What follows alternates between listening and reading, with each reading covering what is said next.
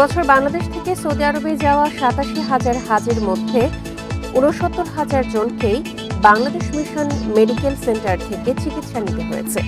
Kidney, liver, heart disease সহ গুরুতর অসুস্থ ৩২৪ জনকে ভর্তি করা হয় সৌদি হাসপাতালে। বাংলাদেশের হাজিরা এত বেশি পরিমাণে অসুস্থ হওয়ায় এই বিষয়ে আপত্তি তুলেছে সৌদি সরকার। আগামী বছর থেকে বাধ্যতামূলক করা হয়েছে ফিটনেস সার্টিফিকেট।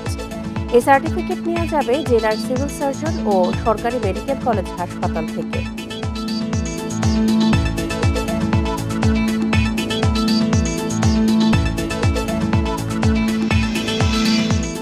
এই নিয়ে বিস্তারিত থাকছে সংবাদে। স্বাগত সকাল ৯টার বিরতিহীন ইন্ডিপেন্ডেন্ট সংবাদে। আপনাদের সাথে আছি সঞ্চারী মজিদ তমা। আর শুরুতেই জানিয়ে দিব প্রধান শিরোনামগুলো। জুলাই সনদ নিয়ে টালবাহানা চলছে, অভিযোগ এনসিপির। সীমান্তে হত্যা ও পুশিন বন্ধের দাবি।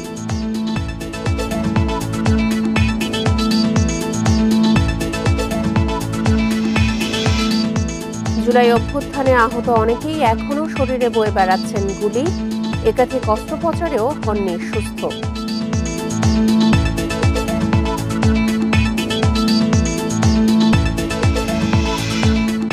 নির্বাচনের পোস্টার ছাড়া প্রান্তিক মানুষের কাছে পৌঁছানো কঠিন হবে, দাবি বিএনপির। সোশ্যাল মিডিয়ায় বড় প্রভাব থাকবে বলছেন বিশেষজ্ঞ।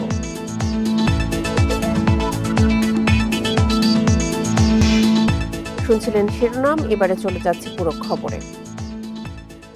জুলাই ঘোষণাপত্র নিয়ে টালবাহানা চলছে বলে অভিযোগ করেছেন জাতীয় নাগরিক পার্টির আহ্বায়ক নাহিদ ইসলাম। শুক্রবার বিকেলে দিনাজপুরে জুলাই পদযাত্রা উপলক্ষে আয়োজিত জনসভায় এসব কথা বলেন তিনি। এর আগে পঞ্চগড় ও ঠাকুরগাঁওয়ের সমাবেশ শেষে পদযাত্রা নিয়ে দিনাজপুরে যান এনসিপির নেতাকর্মীরা।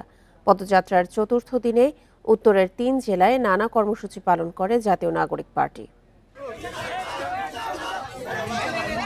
জুলাই পদযাত্রার চতুর্থ দিনে শনিবার পঞ্চগড় থেকে ঠাকুরগাঁও হয়ে দিনাজপুরে আসেন জাতীয় নাগরিক পার্টির নেতাকর্মীরা। এ উপলক্ষে দিনাজপুর ইনস্টিটিউট মাঠে আয়োজিত জনসভায় বক্তব্য রাখেন এনসিপির আহ্বায়ক নাহিদ ইসলাম। এ সময় জুলাই ঘোষণাপত্র নিয়ে টালবাহানা হচ্ছে বলে মন্তব্য করেন নাহিদ ইসলাম। বলেন, জুলাই ঘোষণাপত্র নতুন সংবিধানে যুক্ত করতে হবে। জুলাই সনদ নিয়ে টালবাহানা হচ্ছে, বলা হচ্ছে জুলাই ঘোষণাপত্রে নাকি কোনো সাংবিধানিক ভিত্তি থাকবে না। জুলাই ঘোষণাপত্র অবশ্যই সংবিধানে যুক্ত করতে হবে। আমরা সেই ২৪-এর গণ অভ্যুত্থানের অসম্পূর্ণ কাজ সম্পূর্ণ করার জন্যই মাঠে নেমেছি। এর আগে ঠাকুরগাঁয়ে আয়োজিত পদযাত্রায় নাহিদ ইসলাম বলেন, সীমান্তে নির্বিচারে হত্যা ও অবৈধ পুশিন হচ্ছে।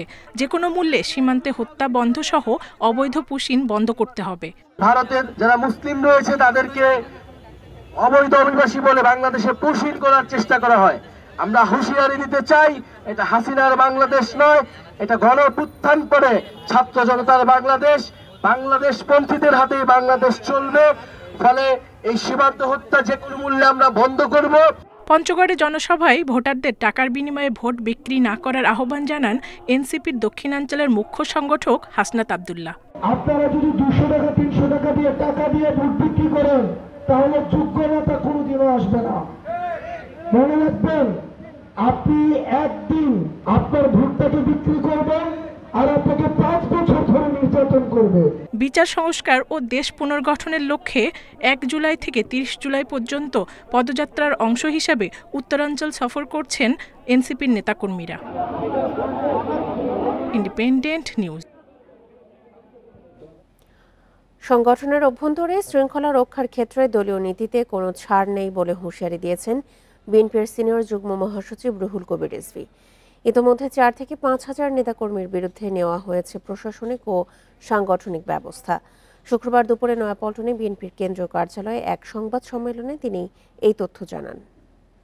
বিএনপি এবং দলের বিভিন্ন অঙ্গ সংগঠনের নেতাকর্মী যারা দলের নামে বা বিভিন্ন অঙ্গ সংগঠনের নামে, সহযোগী সংগঠনের নামে কোনো দুর্বৃত্ত চক্র গড়ে তোলা, অনৈতিক কোনো কাজের মধ্যে থাকা, এগুলো আমরা সন্ধান করে বা এই ঘটনা জানতে পেরে সাথে সাথে তার ব্যবস্থা নিয়েছে। নির্বাচনে ভোটকেন্দ্র দখল ও কালো টাকার খেলা হতে দেয়া হবে না বলে হুঁশিয়ারি করেছেন জামায়াতে ইসলামীর আমির ডাক্তার শফিকুর রহমান। শুক্রবার সন্ধ্যায় রংপুর জেলা স্কুল মাঠে দলের জনসভায় প্রধান অতিথির বক্তব্যে তিনি এই হুঁশিয়ারি দেন। জামায়াতের আমির বলেন, সুষ্ঠু নির্বাচনের জন্য যে সংস্কার প্রয়োজন সেটিও আদায় করা হবে। দীর্ঘ ১৭ বছর পর শুক্রবার রংপুর জেলা স্কুল মাঠে জনসভার আয়োজন করে জামায়াতে ইসলামী। জুম্মার পর বিকেল ৩টায় শুরু হওয়ার কথা থাকলেও দুপুরের আগে থেকে নেতাকর্মীদের সমাগমে কানায় কানায় পূর্ণ হয়ে যায় স্কুল মাঠ। সন্ধ্যায় জনসভায় আসেন জামায়াতের আমির ডাক্তার শফিকুর রহমান। এ সময় তিনি বলেন, নির্বাচনকে ঘিরে নানা ষড়যন্ত্র চলছে।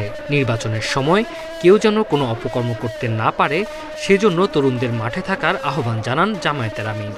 কেউ যদি আওয়ামী ফ্যাসিবাদ আমলের নির্বাচনের স্বপ্ন দেখে থাকেন, আমরা বলবো মহান আল্লাহর সাহায্যে আমরা সেই স্বপ্নকে দুঃস্বপ্নে পরিণত করবো। এ স্বপ্ন বাস্তবায়ন হতে দেওয়া হবে না। ফ্যাসিবাদের আমলের নির্বাচন বাস্তবায়ন করতে দেয়া হবে না জানিয়ে জামায়াতের আমির আরও বলেন, সুষ্ঠু নির্বাচনের জন্য কিছু মৌলিক সংস্কার করতে হবে, তবেই সুষ্ঠু নির্বাচন আদায় করা যাবে। এই অবস্থায় সুষ্ঠু নির্বাচনের কল্পনাও করা যায় না। সুষ্ঠু নির্বাচনের জন্য কতগুলো মৌলিক সংস্কার অবশ্যই করতে হবে। আমরা সেই সংস্কারগুলোর কথা বলেছি। আমরা ওই সংস্কারও আদায় করে ছাড়ব এবং সুষ্ঠু নির্বাচনও আমরা ইনশাআল্লাহ আদায় করে ছাড়ব। জনসভা থেকে আগামী নির্বাচনের জন্য রংপুর বিভাগের ৩৩টি আসনে জামায়াতের প্রার্থীদের পরিচয় করে দেয়া হয়। Independent news. ত্রয়োদশ সংসদ নির্বাচনের প্রচারণায় পোস্টার না রাখার সিদ্ধান্ত রাজনৈতিক সংস্কৃতির বড় পরিবর্তন বলে মনে করছে এনসিপি। তবে বিএনপির মতে পোস্টার না থাকলে নির্বাচনের প্রচারণায় বড় প্রভাব পড়বে, পৌঁছানো যাবে না প্রান্তিক মানুষের দোরগোড়ায়। বিশেষজ্ঞরা বলছেন, পরিবেশ দূষণ রোধে পোস্টারের ব্যবহার বন্ধ করা উচিত। আগামী সংসদ নির্বাচনে প্রচারণার ক্ষেত্রে বেশ কিছু পরিবর্তনের সুপারিশ করেছে নির্বাচন কমিশন। সম্প্রতি রাজনৈতিক দল ও প্রার্থীর জন্য সংশোধিত আচরণবিধির খসড়া ওয়েবসাইটে প্রকাশ করে ইসি। এতে আপত্তি থাকলে জানানো যাবে মতামত। খসড়ায় নির্বাচনী প্রচারে প্রার্থীদের পোস্টার বাদ দেওয়ার প্রস্তাব করা হয়েছে। এর বদলে থাকবে বিলবোর্ড, ব্যানার, ফেস্টুনকেও সংজ্ঞায়িত করা হয়েছে নতুনভাবে। সামাজিক যোগাযোগ মাধ্যমে প্রচারণায় বৈদেশিক বিনিয়োগ না করা হয়েছে। আচরণবিধি না মানলে জরিমানা ৩ গুণ বাড়িয়ে ১.৫ লাখ টাকার বিধান রাখা হয়েছে। বিএনপি মনে করে, পোস্টার ছাড়া প্রার্থী নির্বাচনে দ্বিধায় পড়বে কৃষক, দিনমজুর সহ গ্রামের মানুষ। এক্ষেত্রে ম্যানুয়াল এবং অনলাইন দুই পদ্ধতি রাখার প্রস্তাব তাদের। পোস্টার তো আমার একটা সিম্বল, এই সিম্বলটা তো না দেখতে মানুষ ভোট কেন্দ্রে গিয়ে ভোটটা দিবে। কতগুলি সংস্কার ভালোই লাগে, আর কিছু কিছু সংস্কার উদ্ভট, হয়তো এটা 10 বছর পরে ওইটাই স্বাভাবিক মনে হবে। আর সংস্কার তো তুমি একদিনে থেমে থাকবে না। জাতীয় নাগরিক পার্টি এনসিপি মনে করে, নির্বাচনী প্রচারে পোস্টার থাকলে খরচ বাড়ে, কিন্তু সব প্রার্থীর একরকম সঙ্গতি থাকে না। প্রত্যেকটি সোশ্যাল মাধ্যমে কিন্তু সবার কাছে এখন বেশ গ্রহণযোগ্য এবং সবাই সেটি ব্যবহার করছে। তো আমার মনে হয় যে সোশ্যাল মিডিয়াতে সুন্দরভাবে প্রচারণা করা সম্ভব। বিশেষজ্ঞদের মতে, নির্বাচনী প্রচারণায় বড় জায়গা দখল করে আছে সোশ্যাল মিডিয়া। পোস্টারের সঙ্গে প্লাস্টিক ব্যবহার করে, সো এটা তো বন্ধ করা দরকার, এবং ইলেকশন কমিশন বারবার চেষ্টা করে পারে নাই। আর আরেকটা পয়েন্ট হচ্ছে যে এই যে পোস্টার লাগানো হয় সারা রাস্তা জুড়ে, এটা দেখতে খুব ইনডিসেন্ট। লালমনিরহাটের পাটগ্রাম থানায় হামলার ঘটনায় বিএনপির 2 নেতাকে বহিষ্কার করা হয়েছে। শুক্রবার রাতে জেলা বিএনপির দপ্তর সম্পাদক জয়নুল আবেদিন স্বপন স্বাক্ষরিত এক চিঠিতে এ সিদ্ধান্ত জানানো হয়। বহিষ্কৃতরা হলেন পাটগ্রাম উপজেলা বিএনপির সদস্য বাদশাহ জাহাঙ্গীর মোস্তাজির চপল ও পৌর যুবদলের যুগ্ম আহ্বায়ক মাহমুদ হোসেন। চিঠিতে আরও জানানো হয়, দলীয় শৃঙ্খলা পরিপন্থী কার্যক্রমে যুক্ত থেকে দলের ভাবমূর্তি ক্ষুণ্ণ করায় তাদের বহিষ্কার করা হয়েছে। থানায় হামলার ঘটনায় বৃহস্পতিবার ইউনিয়ন স্বেচ্ছাসেবক দলের সাংগঠনিক সম্পাদক মাহিদুল ইসলাম মানিক সহ 4 জনকে গ্রেপ্তার করে পুলিশ। এ ঘটনায় পাটগ্রাম ও হাতীবান্ধা থানায় পুলিশ বাদী হয়ে পৃথক 2টি মামলা করে। মামলায় 54 জনের নাম উল্লেখ সহ অজ্ঞাত 600 থেকে 700 জনকে আসামি করা হয়। সিসিটিভি ফুটেজ পর্যালোচনা করে জড়িতদের শনাক্ত করা হচ্ছে বলে জানিয়েছে পুলিশ।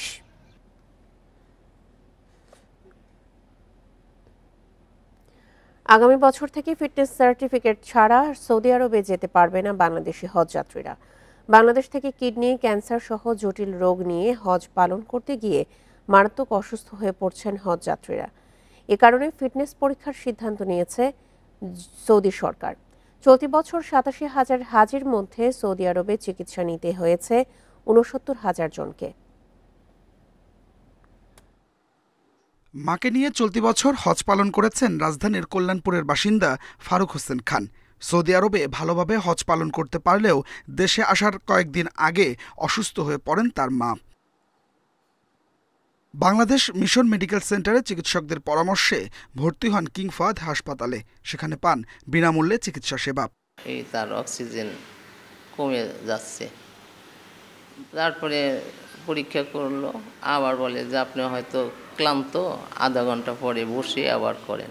আবার করলাম, তারাই আমাদের ওখান থেকে অ্যাম্বুলেন্স দিয়ে অন্য হাসপাতালে, ওরা জানে ভালো হাসপাতালে, ওরা পৌঁছিয়ে দিল। এবার ৮৭,০০০ হাজির মধ্যে ৬৯,০০০ জন বাংলাদেশ মিশন মেডিকেল সেন্টার থেকে চিকিৎসা নিয়েছেন, যাদের মধ্যে ৩২৪ জনকে ভর্তি করা হয়েছে স্থানীয় হাসপাতালে। এই ৪-৫ দিন থাকাকালীন আমি ডক্টর এবং নার্সদের যে সেবা পেয়েছি এটা আসলে মানে বর্ণনাতীত, এবং এই সম্পূর্ণ সার্ভিসটা আমরা ফ্রি পেয়েছি হাজি হিসাবে। বাংলাদেশ থেকে যাওয়া হাজিদের মধ্যে অনেকে কিডনি ক্যান্সার সহ বিভিন্ন জটিল রোগে আক্রান্ত ছিলেন। অনেকে বয়সের কারণে সেখানে গিয়ে অসুস্থ হয়েছেন। বাংলাদেশের সঙ্গে দ্বিপাক্ষিক বৈঠকে বিষয়টি নজরে এনেছে সৌদি সরকার। সাফ জানিয়ে দিয়েছে আগামী বছর থেকে বাংলাদেশি হজযাত্রীদের জন্য লাগবে ফিটনেস সার্টিফিকেট। অনেক পরিমাণ হজযাত্রী অসুস্থ ছিলেন, তাদেরকে হাসপাতালে ভর্তি করতে হয়েছিল এবং মাসায়েরে বিশেষ করে আরাফাতে তাদেরকে অ্যাম্বুলেন্স সার্ভিস দিয়ে তাদের হজটা করতে হয়েছিল। সে কারণে সৌদি সরকার এই বিষয়টা নিয়ে খুব কনসার্ন যে বাংলাদেশের অসুস্থ হজযাত্রীর সংখ্যা অনেক বেশি। আমাদের যে পরীক্ষা, স্বাস্থ্য পরীক্ষা, সেটি সম্পর্কে তারা প্রশ্ন তুলেছেন। সৌদি আরবের এমন সিদ্ধান্তের পর কাজ শুরু করেছে ধর্ম মন্ত্রণালয়। হজযাত্রীরা ফিটনেস সার্টিফিকেট নিতে পারবেন সিভিল সার্জন অফিস এবং সরকারি মেডিকেল কলেজ হাসপাতাল থেকে। অনেক রোগী চলে যাচ্ছে যারা ওখানে গিয়েই ডায়ালিসিস করতে হয়, তারপরে ক্যান্সারের রোগী আছে, হার্টের রোগী আছে। এসব কারণে ওরা বলছে যে তোমরা একটা ফিটনেস সার্টিফিকেট দিয়ে যাচাই করে তারপরে আমরা এই বিষয়ে আমাদের স্বাস্থ্য সচিব মহোদয়কে একটা ডিউ লেটার লিখছেন, এটা আমরা খুব শীঘ্রই দিয়ে দিব আর কি। হজ পালন করতে গিয়ে এবার সৌদি আরবে মারা গেছেন ৪২ জন বাংলাদেশি। অসুস্থ হয়ে এখন স্থানীয় হাসপাতালে ভর্তি আছেন ২২ জন। Adilur Rahman, independent news, Dhaka. বঙ্গোপসাগরের সক্রিয় মৌসুমী বায়ু সাথে আছে লঘুচাপের প্রভাব।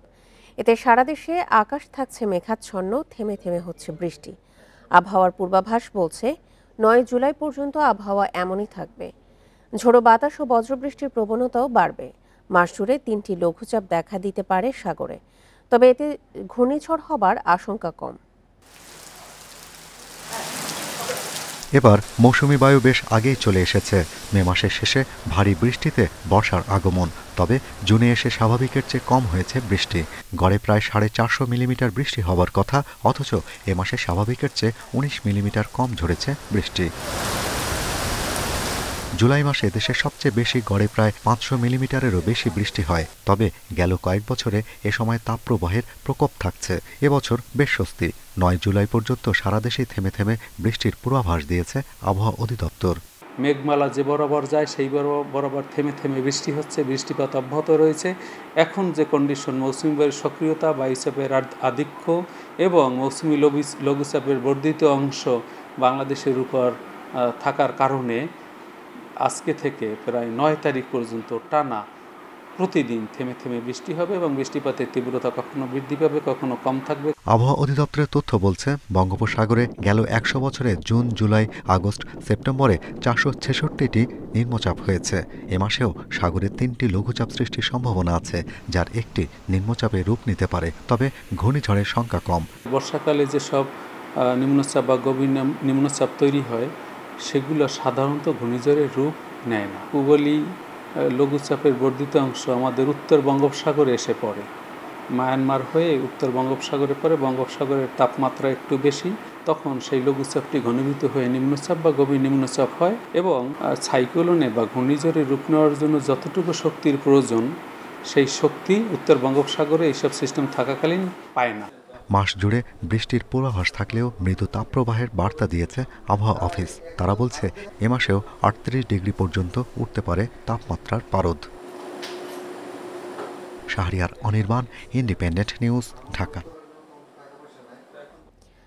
ডেঙ্গু প্রতিরোধে জনসচেতনতা বৃদ্ধি এবং এডিস মশার প্রজনন স্থল ধ্বংসে বিশেষ পরিচ্ছন্নতা ও মশক নিধন অভিযান চালাচ্ছে ঢাকা দক্ষিণ সিটি কর্পোরেশন। পুরান ঢাকায় চলছে এই কার্যক্রম। এর আগে সকাল 8টার দিকে কার্যক্রম উদ্বোধন করা হয়। পরে ডেঙ্গু প্রতিরোধে সচেতনতা বৃদ্ধিতে শোভাযাত্রার আয়োজন করা হয়। আয়োজকরা জানান, পুরান ঢাকার অঞ্চল 4-এর 34, 35, 36, 37, 42 ও 43 নং ওয়ার্ড এলাকায় বিশেষ এই অভিযান চলবে। অভিযানে পরিচ্ছন্নতা কর্মী ও মশক নিধন কর্মীরা অংশ নিচ্ছেন। বিভিন্ন এলাকায় পরিচ্ছন্নতা ও মশার লার্ভা নিধনের কীটনাশক ছিটানো হচ্ছে। নিয়মিত এই অভিযান পরিচালনা করা হবে বলেও জানিয়েছে কর্তৃপক্ষ। কোনো রকম গাফিলতি নাই, আমাদের কর্মীরা নিয়মিত পরিষ্কার করে। তবে এই বিশেষ অভিযানের মূল উদ্দেশ্য হচ্ছে যে শুধু এটা সিটি কর্পোরেশনের দায়িত্ব নয়, এটা জনগণের একটি দায়িত্ব আছে। এই কারণে আমরা মূলত আজকের এই বিশেষ অভিযানের মাধ্যমে জনগণকে সচেতন করতে চাচ্ছি। ক্ষেত্রে আমরা কোনো কম্প্রোমাইজ করব না। আমরা যেটা প্রশাসক মহোদয় বলেছেন যে প্রত্যেকটি বাড়ির মালিকই হচ্ছে এটার জন্য প্রত্যেকেই অংশগ্রহণ করবে, তার বাড়ি সে পরিচ্ছন্ন রাখবে। অর্থাৎ সামাজিক সচেতনতা ছাড়া, সকলের অংশগ্রহণ ছাড়া এই কর্মসূচি সফল করা কোনোভাবেই সম্ভব না। খাগড়াছড়িতে বর্ষার শুরুতে ভারী বর্ষণে ভূমিধসের কারণে ঝুঁকিতে পড়েছে সিন্দুকছড়ি জালিয়াপাড়া সড়ক। 24 কিলোমিটার নান্দনিক সড়কটির 37 পয়েন্ট ধসে গেছে মাটি। সড়কটি রক্ষায় দ্রুত সংস্কারের দাবি জানিয়েছেন স্থানীয়রা। খাগড়াছড়ির সিন্দুকছড়ি জালিয়াপাড়া সড়কটি দৃষ্টিনন্দন সড়ক হিসেবেই পরিচিত। কয়েক দফা ভারী বর্ষণে এই সড়কে অন্তত 37টি পয়েন্টে মাটি ধসে গেছে। এতে ভাঙনের ঝুঁকিতে পড়েছে রাস্তাটি। দ্রুত ভাঙন কবলিত অংশগুলো সংস্কারের দাবি স্থানীয়দের। সামনে যদি আবার বৃষ্টি আসে, সেখানে কিন্তু এখানে যাতায়াত ব্যবস্থাটা করুণ হয়ে যাবে, যোগাযোগ বিচ্ছিন্ন হয়ে যাবে। কয়েকদিন আগে এমন যে বর্ষা হয়েছে, ওই বর্ষার মধ্যে তো রাস্তা ভেঙে পড়ছে। ওই রাস্তার মধ্যে আমরা তো গাড়ি চালানোর, যানবাহন চলাচল খুব কষ্ট পাচ্ছি। বড় ক্ষতির আগে সড়কটিতে যান চলাচল স্বাভাবিক রাখতে জরুরি ভিত্তিতে মেরামতের দাবি জানিয়েছে শ্রমিক নেতারা। হয়তো এগুলো দ্রুত মেরামত না করলে জালিয়াপাড়া, মহতরে, খাগড়াছড়ি যোগাযোগ বিচ্ছিন্ন হওয়ার সম্ভাবনা বেশি।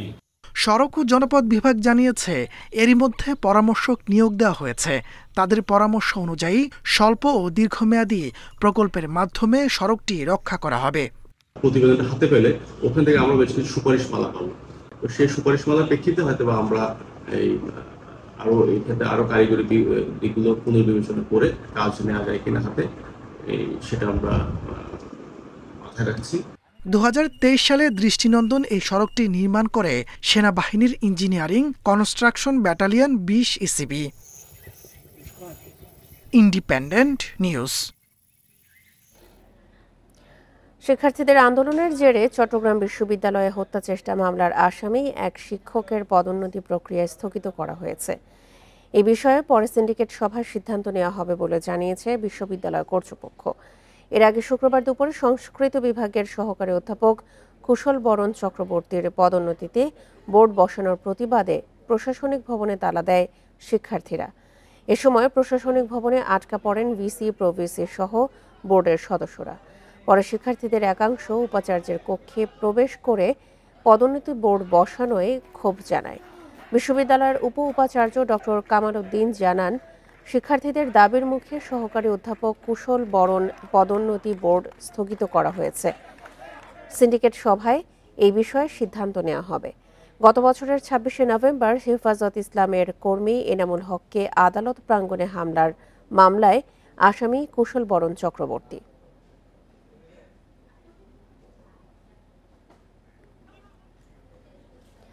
রাজধানীর তেজগাঁও শিল্পাঞ্চলে ডাকাতির ঘটনায় 4 লাখ সৌদি রিয়াল ও 3টি মোটরসাইকেল সহ 13 জনকে গ্রেপ্তার করেছে তেজগাঁও শিল্পাঞ্চল থানা ও ডিবি পুলিশ।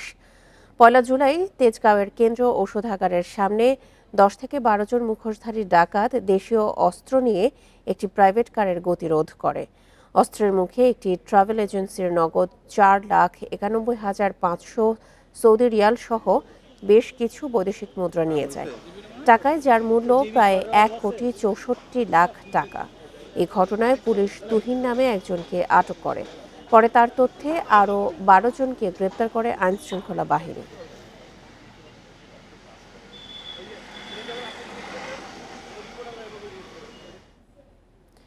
আগামী বছরে এলডিসি থেকে উত্তরণ হবে বাংলাদেশের। উত্তরণের চ্যালেঞ্জ মোকাবেলায় নানা পদক্ষেপ নিচ্ছে সরকার।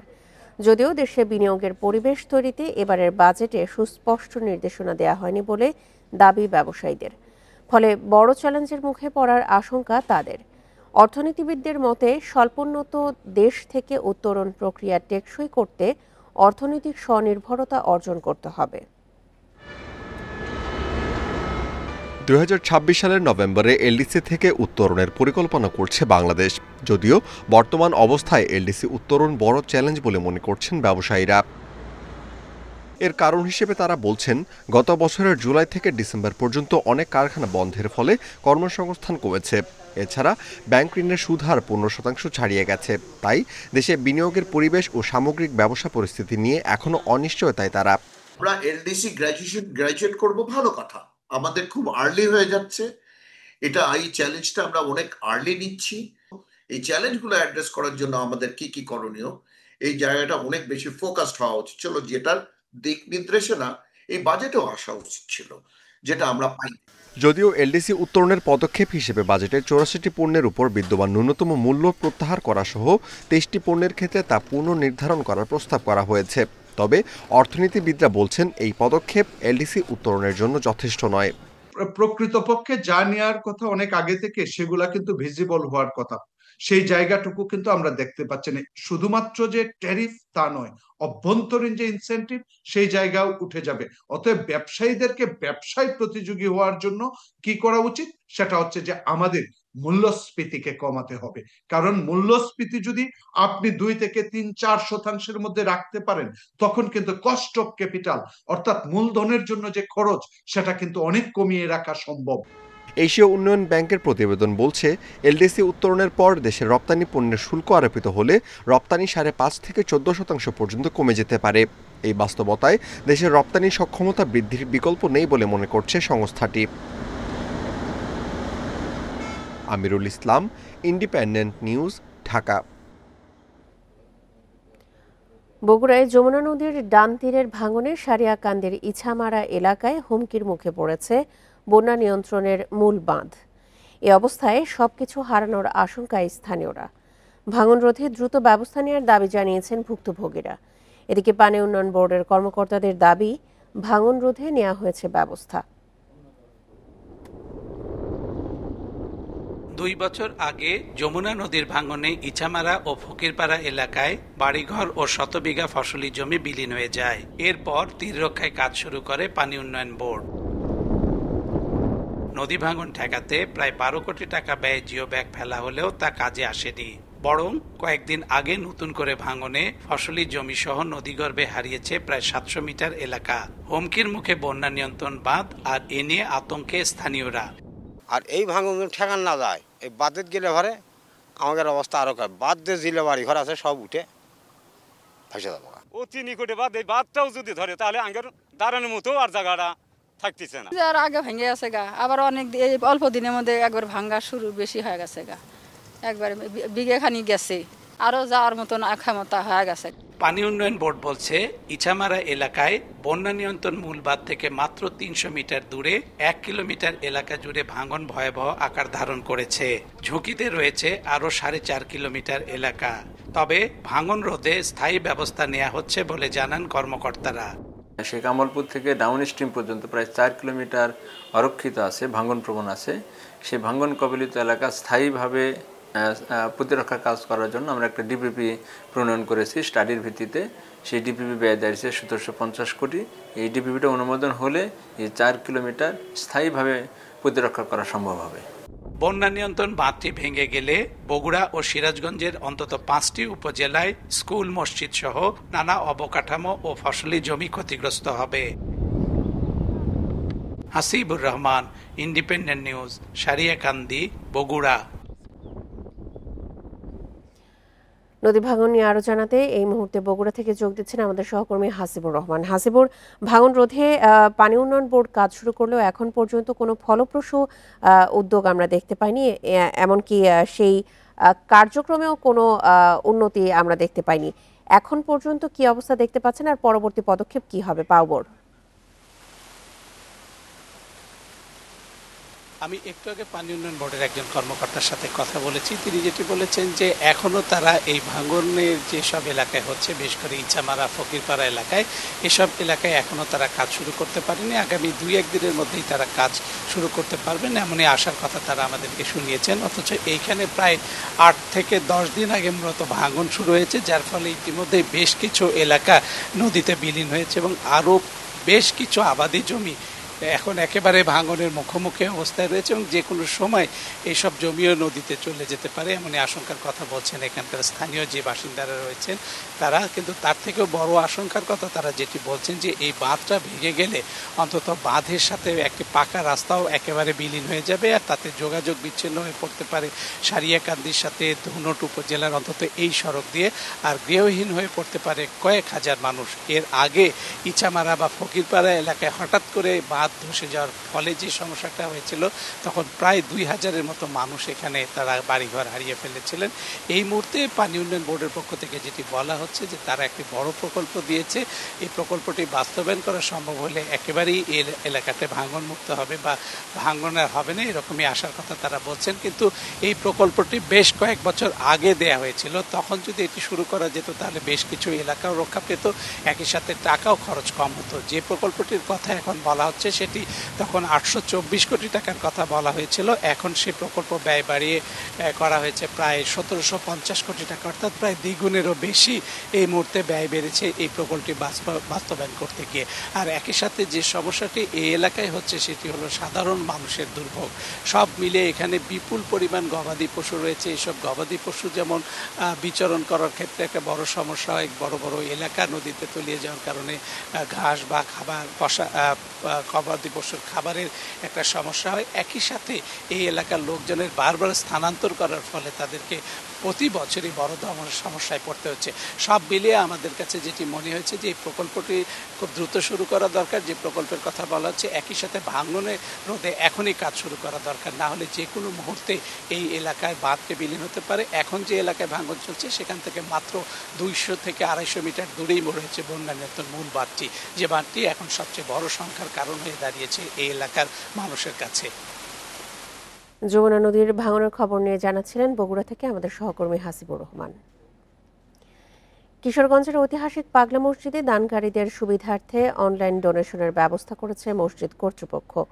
শুক্রবার বেলা 11টায় মসজিদ প্রাঙ্গণে আনুষ্ঠানিকভাবে ওয়েবসাইট ও অনলাইন ডোনেশনের উদ্বোধন করেন মসজিদ কমিটির সভাপতি ও জেলা প্রশাসক ফৌজিয়া খান।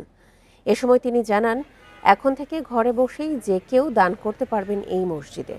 প্রবাসী ও দেশের দূর দূরান্তের দানকারীদের সুবিধার্থে এই উদ্যোগ নেওয়া হয়েছে। পাগলা মসজিদের দান বাক্সে প্রতি 3 থেকে 4 মাস পর পাওয়া যায় কয়েক কোটি টাকা। এছাড়াও বিপুল পরিমাণ স্বর্ণালংকার ও বিদেশি মুদ্রা মিলে দান বাক্সে।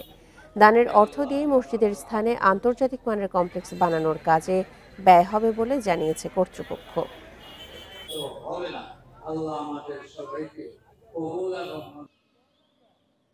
যাচ্ছি পরের খবরে।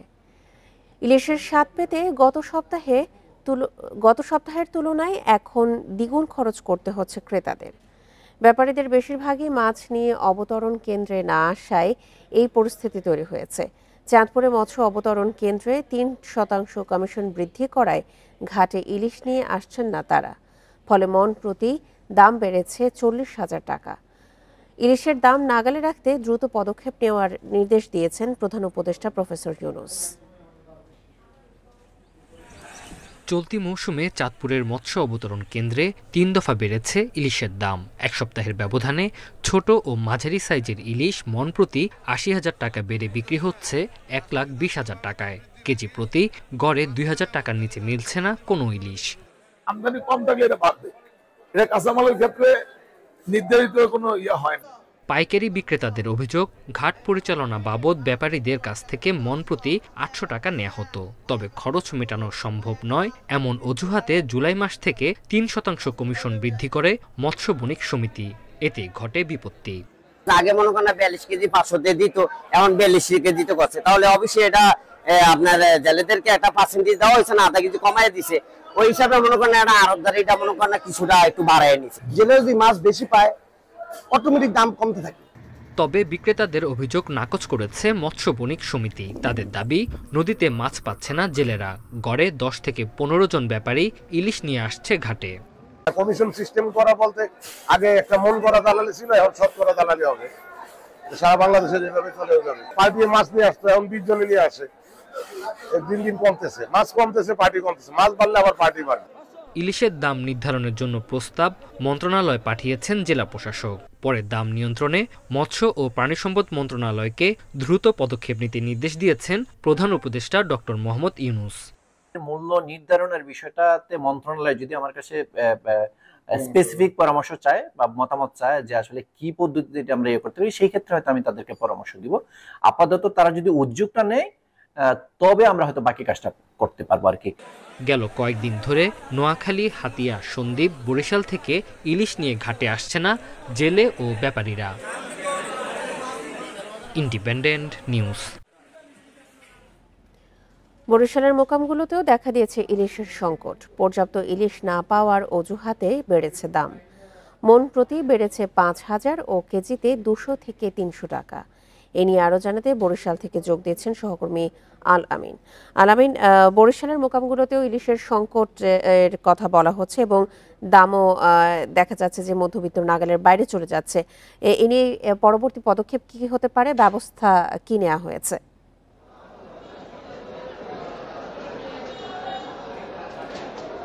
জি দেখুন, বরিশালের যে বাজারে গত কয়েক সপ্তাহ যাবত আমরা দেখছি যে আসলে বাজারে কিন্তু বেশ ইলিশের সংকট রয়েছে। যে পরিমাণ ইলিশ এই পোর্ট রোড মোকামে আসার কথা ছিল সেই পরিমাণ ইলিশ কিন্তু মোকামে আসছে না, যার ফলে কিন্তু যেসব ইলিশ রয়েছে বাজারে তার দাম কিন্তু প্রায় দ্বিগুণেরও বেশি। অর্থাৎ প্রতি মণ ইলিশে কিন্তু আমরা দেখেছি ৫,০০০ টাকা, আজকে ৫,০০০ টাকা কিন্তু বেড়েছে এবং কেজিতে বেড়েছে ২০০ থেকে ৩০০ টাকা। আজকে যদি চিত্রটি আমি একটু দেখাই, যে মোকামটিতে আমরা রয়েছি বরিশালের সবচেয়ে বড় পাইকারি মোকাম, এখানে কিন্তু ইলিশের বেশ আনাগোনা হয়। সেই ক্ষেত্রে কিন্তু এই বাজারেই কিন্তু আসলে ইলিশ নেই, যার ফলে কিন্তু এখানে যে যারা বিক্রেতারা রয়েছেন, যারা আসলে গদি নিয়ে বসেছেন, তারা কিন্তু আসলে বলছেন যে মাছ না থাকার কারণে কিন্তু এই দাম বৃদ্ধি পাচ্ছে। তাদের যে অভিযোগ, তারা বলছেন যে এই মৌসুম শুরু হওয়ার পর থেকেই কিন্তু বিভিন্ন সময় বৃষ্টি এবং সাগর এবং নদীতে সংকেত থাকার কারণে কিন্তু জেলেরা মাছ ধরতে যেতে পারছে না, যার ফলে কিন্তু বরিশালের এই মোকামগুলোতে কিন্তু ইলিশ মিলছে না এবং ইলিশ কিন্তু একেবারেই নেই বললেই চলে এই বাজারটিতে। আমরা সকালবেলা এখানকার যে ব্যবসায়ী রয়েছে তাদের সাথে কথা বলেছিলাম, তারা যেটি বলছেন যে ইলিশ যে পরিমাণ আসার কথা ছিল, অর্থাৎ ৫০ থেকে ৬০ মণ ইলিশ এখানে আসছে, তাও কিন্তু ধাপে ধাপে এই ইলিশগুলো আনা হচ্ছে এবং এই বাজারে কিন্তু প্রায় ৪০০ থেকে ৫০০ মণ ইলিশ প্রতিদিন কিন্তু এখানে আনা হতো। সেক্ষেত্রে কিন্তু এখন কিন্তু কোনো, আমরা এখানে ১ ঘন্টা অবস্থান করেছি, ১ ঘন্টার মধ্যে আমরা কোনো বোট এই অবতরণ কেন্দ্রে আসতে দেখিনি এবং সেখানে কিন্তু আমরা ইলিশও দেখিনি।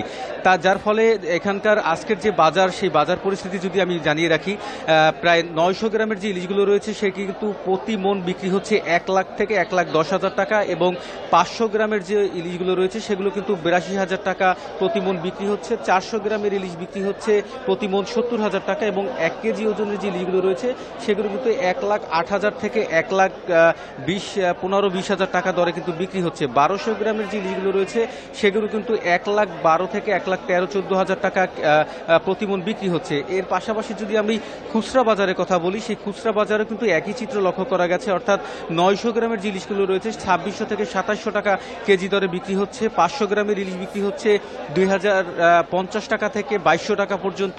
400 গ্রামের ইলিশ বিক্রি হচ্ছে 1750 থেকে 1850 টাকা পর্যন্ত, এবং 1 কেজির যে ইলিশগুলো রয়েছে সেগুলো কিন্তু 2700 থেকে 2800 টাকা দরে বিক্রি হচ্ছে। এখানে আমরা যখন কথা বলেছিলাম ব্যবসায়ীদের সাথে, তারা যেটি বলছেন গত কয়েক সপ্তাহের ব্যবধানে কিন্তু বরিশালের বাজারে যে ইলিশ রয়েছে সেগুলো কিন্তু 200 থেকে 300 টাকা পর্যন্ত বৃদ্ধি পেয়েছে, এবং এই মোকামের বাইরের যে বাজারগুলো রয়েছে সেখানে কিন্তু এর চেয়েও আরও বেশি দামে কিন্তু বিক্রি হচ্ছে ইলিশ। ক্রেতারা যেটি বলছেন যে আসলে তাদের কিন্তু নাগালের বাইরে রয়েছে মাছ, তারা কিন্তু আসলে তারা যে মাছগুলো আসলে বিক্রি করছেন সেই মাছগুলো কিন্তু আসলে স্থানীয় নদী থেকে যেগুলো সংগ্রহ করা হচ্ছে সেই মাছগুলো কিন্তু এই পোর্ট রোড মোকামে আনা হচ্ছে, যার ফলে কিন্তু বাড়তি দামেই ক্রেতাদের এখান থেকে কিনতে হচ্ছে। এবং ক্রেতারা আরেকটি অভিযোগ জানিয়েছেন যে আসলে বাজার মনিটরিং হচ্ছে না, যার ফলে কিন্তু মাছের দাম বৃদ্ধি পেয়েছে। তো এই ছিল আমার কাছে বরিশাল থেকে। বরিশালের মোকামগুলো থেকে ইলিশের সংকট নিয়ে জানাচ্ছিলেন আমাদের সহকর্মী আল আমিন। এ ছিল বিরতিহীন ইন্ডিপেন্ডেন্ট সংবাদে। আমন্ত্রণ পরের আয়োজনে।